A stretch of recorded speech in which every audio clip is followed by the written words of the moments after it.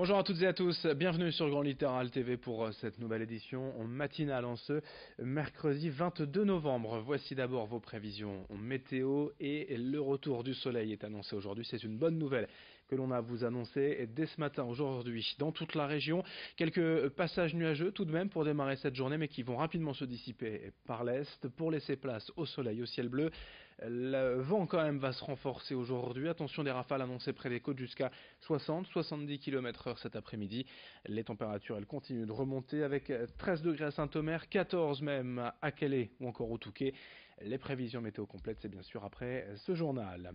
À la une de cette édition, le lancement hier partout en France et dans la région de la campagne d'hiver des Restos du Cœur, la 33e édition déjà. Ici, les antennes locales ont ouvert leurs portes pour les toutes premières distributions alimentaires de l'hiver. Dans le Nord, l'association départementale des restos compte 84 centres qui accompagnent 30 000 bénéficiaires grâce à près de 2000 bénévoles. Les centres locaux sont ouverts hier à 14 heures et accueilli leurs premiers bénéficiaires. La campagne hivernale va durer 17 semaines à raison de 2 distributions hebdomadaires, de quoi aider des milliers de personnes dans le besoin. Pour rappel, l'an dernier en France, les Restos du Cœur ont distribué pas moins de 135 millions de repas. Écoutons le responsable d'une antenne locale dans le Nord hier au micro de Xavier Silly. Nous avons fait 2 semaines d'inscription préalable, mais on sait très bien que au moins encore la moitié de nos bénéficiaires ne sont pas venus s'inscrire, n'étaient pas au courant. Donc on attend quand même sûrement une augmentation par rapport à l'an dernier. Peut-être 5%, pour l'instant c'est pas énorme. On a énormément de personnes nouvelles, on dit qu'une personne change environ tous les 3 ans. Après, il y a des personnes qui sont là depuis plus longtemps, mais non, je pense qu'il y a beaucoup de changements.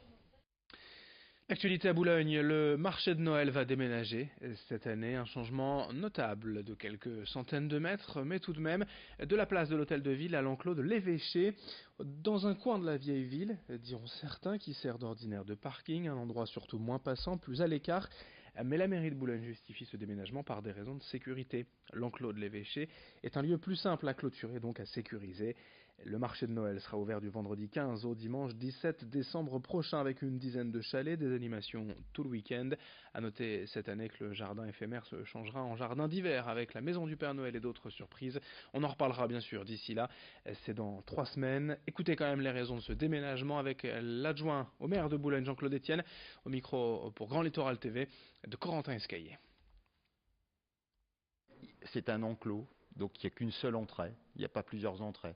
Là, sur le marché, effectivement, il y avait beaucoup d'entrées différentes, toutes les portes étaient possibles pour entrer sur le marché.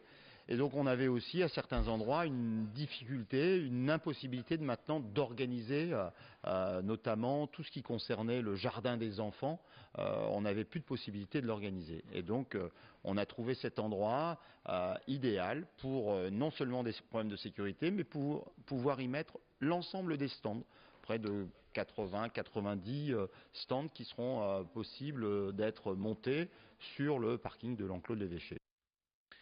La CAF du Nord veut améliorer ses services envers les familles en difficulté. En juin dernier, le schéma départemental a été signé entre l'État, le département, la CAF et la MSA, la Mutuelle Sociale Agricole.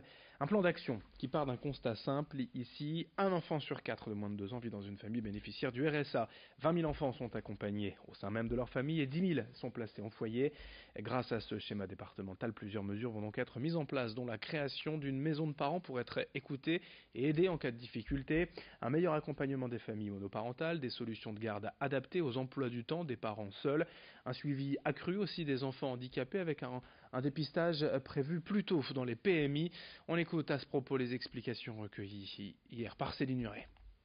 Par exemple, sur le département du Nord, vous savez que c'est le département qui attribue les agréments pour les assistantes maternelles. Et bien là, très concrètement, on a voté au mois d'octobre une aide financière de 1 500 € pour les assistantes maternelles qui souhaitent développer leur maison d'assistante maternelle. Ça va être des financements supplémentaires sur la création de crèches, de haltes garderies et notamment des bonus pour les structures qui souhaitent accueillir des enfants porteurs de handicap ou celles qui vont développer des horaires atypiques. Et puis également, on n'oublie pas le milieu rural puisqu'on va donner des aides financières supplémentaires pour celles qui développent des haltes garderies, par exemple, itinérantes. Dans le reste de cette édition d'ici 2022, dans quand même 4 ans, l'ensemble des communes du Nord et du Pas-de-Calais devraient être équipées de fibres numériques. Internet à très haut débit à la maison, c'est un engagement pris à travers le syndicat mixte de la fibre numérique 5962. Les travaux ont commencé déjà il y a 1 an et pour l'instant le chantier tient les délais, puisque 11 000 prises ont été installées dans une vingtaine de communes. Mais à terme, d'ici 1 an déjà, 120 000 nouvelles connexions devraient être installées, puis ensuite 150 000 chaque année. Une fois que ce réseau public sera en place, les opérateurs privés pourront l'exploiter.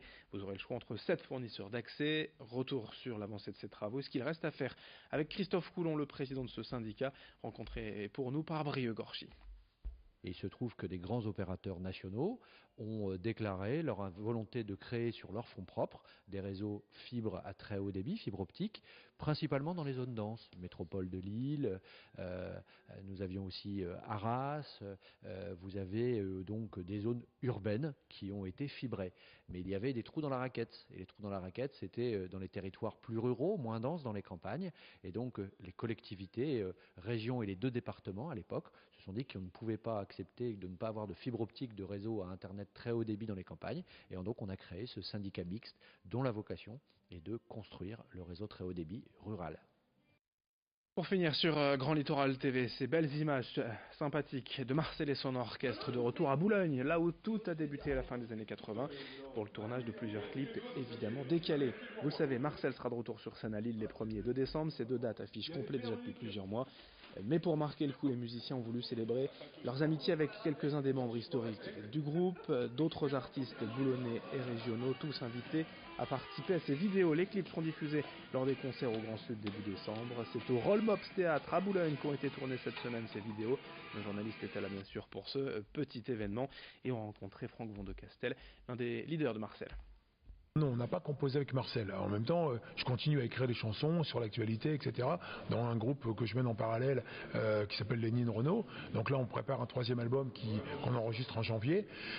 Et étonnamment, enfin effectivement, quand on s'est replongé dans le répertoire Marcel, on a découvert quand même qu'il y a des choses qui n'avaient pas bougé, quoi, des choses qui sont vraiment, vraiment d'actualité, quoi. Quand on réécoute Ramdam Réclame, qu'on réécoute Si ça rapporte, ou alors Nous n'avons plus les moyens, donc sur le côté dénonce de Marcel, et même un peu dans le côté déconne, elle sait faire les frites Brigitte, on sait à qui on peut l'adresser aujourd'hui, quoi. Merci de nous avoir suivis sur Grand Littoral TV. Dans un instant, la suite de vos programmes, bien évidemment, vos prévisions météo du soleil aujourd'hui pour tout le monde sur le littoral. On en parle dans moins de 30 secondes. À tout de suite et très belle journée à toutes et à tous.